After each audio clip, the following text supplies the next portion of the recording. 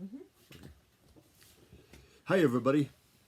Time for Chapter 12 of Old Granny Fox.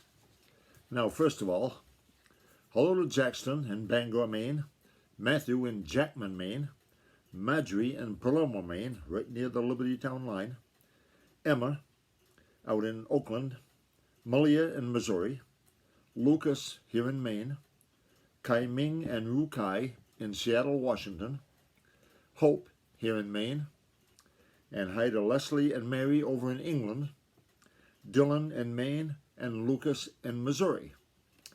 Now here we go. Chapter 12. Granny and Reddy Fox hunt in vain. Did you say Malia? Yeah. I did. Old Mother Nature's plans for good quite often are not understood. That's by Old Granny Fox. And here's a picture. Now remember, this chapter is about Granny and Reddy Fox going hunting. And who should they see but Peter Rabbit in a briar patch. There's Reddy Fox, and Peter Rabbit says, "Hard times these," said Peter pleasantly. See Peter Rabbit in the briar patch and Reddy Fox? Reddy can't get in there and get at him, and Peter knows it. Aha. That's Peter Rabbit. Well, okay. Reddy Fox has got a scarf around his neck, hasn't he, for the winter? Okay.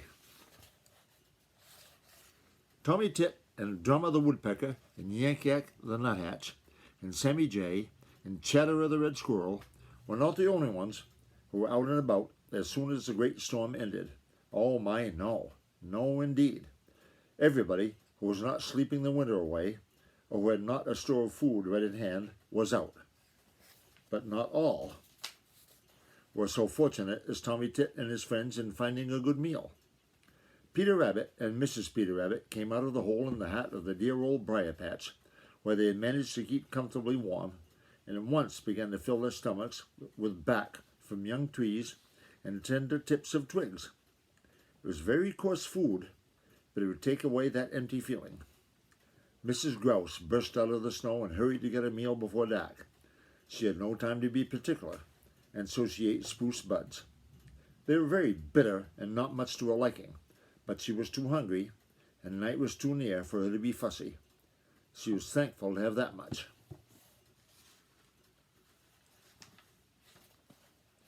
Granny Fox and Reddy were out too. They didn't need to hurry because, as you know, they could hunt all night, but they were so hungry they just had to be looking for something to eat. They knew, of course, that everybody else would be out, and they hoped that some of these little people would be so weak they could be easily caught. That seems like a dreadful hope, doesn't it? But one of the first laws of old Mother Nature is self-preservation. That means to save your own life first. So perhaps Granny and Reddy are not to be blamed for hoping that some of their neighbors might be caught easily because of the great storm.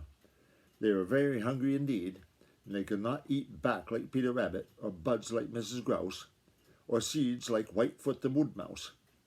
Their teeth and stomachs are not made for such food. It was hard going for Granny and Reddy Fox.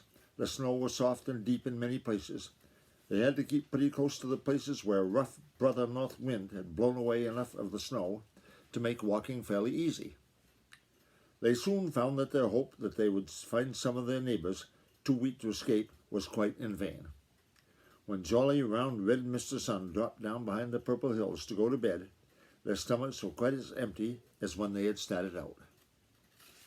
I wonder what'll happen. We'll get down to the old briar patch. I don't believe it'll be of much use, but you never can tell until you try. Peter Rabbit may take it into his silly head to come outside, said Granny, leading the way. When they reached the old briar patch, they found that Peter was not outside. In fact, peering between the brambles and bushes, they could see his little brown form bobbing about as he hunted for tender bark. He had already made little paths along which he could hop easily. Peter saw them almost as soon as they saw him. "Hard times these," said Peter pleasantly. "Hope your stomachs are not as empty as mine." He pulled a strip of bark from a young tree and began to chew it. This was more than Reddy could stand. To see Peter eating while his own stomach was just one great big ache from emptiness was too much. "I'm going in there and catch him or drive him out where you can catch him if I tear my coat all to pieces," snarled Reddy. Peter stopped chewing and sat up. "Come right along, Reddy. Come right along if you want to, but I would advise you to save your skin and your coat," said he. Reddy's only reply was a snarl as he pushed his way under the brambles. He yelped as they tore his coat and scratched his face, but he kept on. Now Peter's paths were very cunningly made. He had cut them through the very thickest of the briars, just big enough for himself and Mrs. Peter to hop along comfortably. But Reddy is so much bigger, he had to force his way through and in places crawl flat on his stomach, which was very slow work, to say nothing of the painful scratches from the briars. It was no trouble at all for Peter to keep out of his way, and before long Reddy gave up. Without a word, Granny Fox led the way to the Green Forest. They would try to find where Mrs. Grouse was sleeping under the snow, but though they hunted all night, they failed to find her, for she wisely had gone to bed in a spruce tree. That's the end of chapter 12. We'll read chapter 13 tomorrow, okay? Goodbye, everybody. Have a good night.